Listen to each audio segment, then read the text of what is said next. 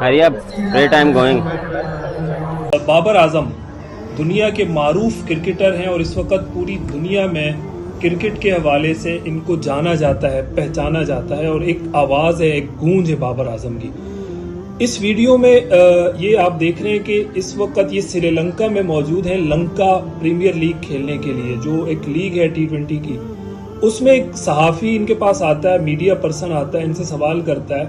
بابر اعظم جواب دیتے ہوئے یہ کہتے ہیں کہ بھائی ذرا جلدی کرو، اٹس اے پریئر ٹائم، کہ یہ نماز کا وقت ہے اور نماز کا وقت مجھ سے نکلا جا رہا ہے، میں ذرا نماز کے لیے چلا جاؤں، آپ نے جو سوال کرنا ہے جلدی سے کر لیں۔ اچھا، اس پر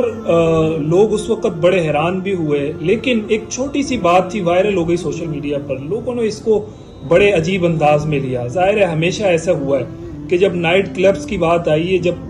شراب کی بات آئی ہے، جب اس طرح کی چیزیں آتی ہیں تو کوئی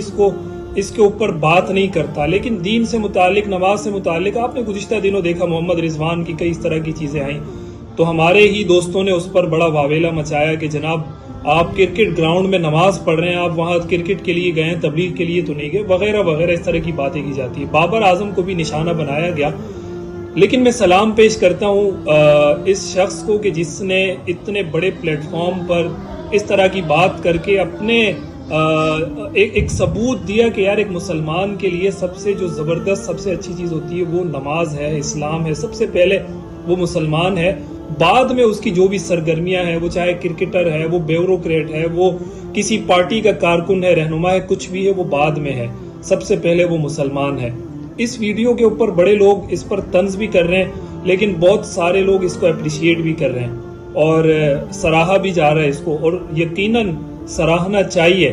اور یہ جو ہماری کرکٹ ٹیم کے اندر یہ جو رجحان بدلا ہے، پہلے ہم نے دیکھا ہے کہ یہ رجحان نہیں تھا، ابھی ہم دیکھتے ہیں کہ سینچری پوری ہوتی ہے تو وہ سجدہ کرتے ہیں، کوئی بولر اگر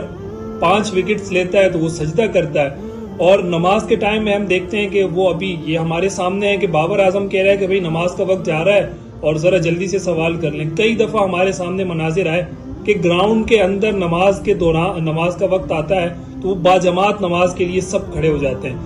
یہ جو رجحان ہے یہ وہاں پر موجود کچھ لوگوں کی وجہ سے بدلا ہے،